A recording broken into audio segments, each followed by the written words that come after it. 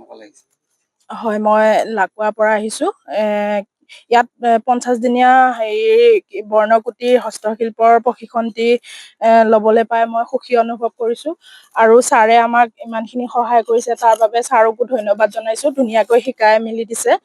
আৰু আমাৰ এইটো জীয়াই ৰখাটো আমাৰ দায়িত্ব হয়, যিহেতু আমাৰ শ্ৰীমন্ত শংকৰদেৱ গুৰুজনাৰ এটা কলা সংস্কৃতি হয়। আমি জীয়াই ৰাখিলেহে আৰু নৱপ্ৰজন্মই আৰু ধৰি ৰাখিব পাৰিব।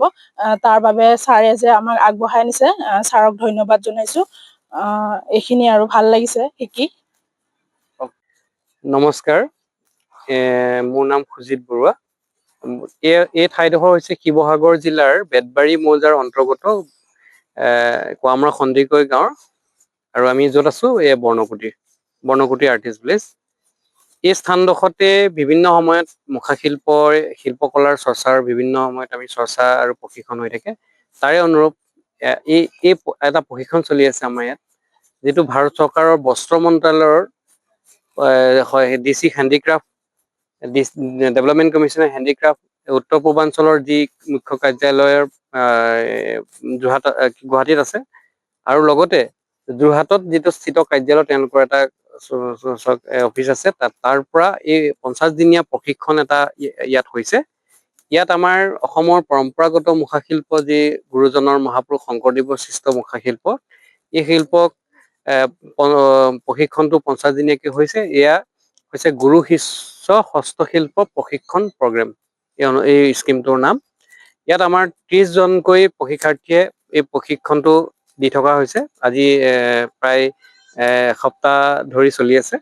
যোৱা মাহৰ 30 তাৰিখৰ পৰা আৰম্ভ হৈছে আৰু অহা দুমাহেই প্ৰায় হ'ব এইটো প্ৰশিক্ষণটো। আৰু ইয়াত এই পৰম্পৰাগতভাৱে যেনেকে মুখাক নিৰ্মাণ কৰা হয়, বাঁহ, বেত, গোবৰ মাটি, কাপোৰ ইত্যাদি এইখিনি সাহায্য লৈ পিনে যি মুখা নিৰ্মাণ কৰা হয়, এই মুখা সেই ধৰণেই মুখা ইয়াত প্ৰশিক্ষণ দিয়া হৈছে। যিহেতু মোৰ গুৰু স্বনামধন্য শিল্পগুৰু ৰেৱকান্ত মহন্ত এই বছৰৰ তেখেতক ভাৰত চৰকাৰে পদ্মশ্ৰী উপাধি দিছে। তেখেতৰ মই আশীষ লৈ আজি মই এইখিনি মানুহক লৈ যাব পাৰিছো।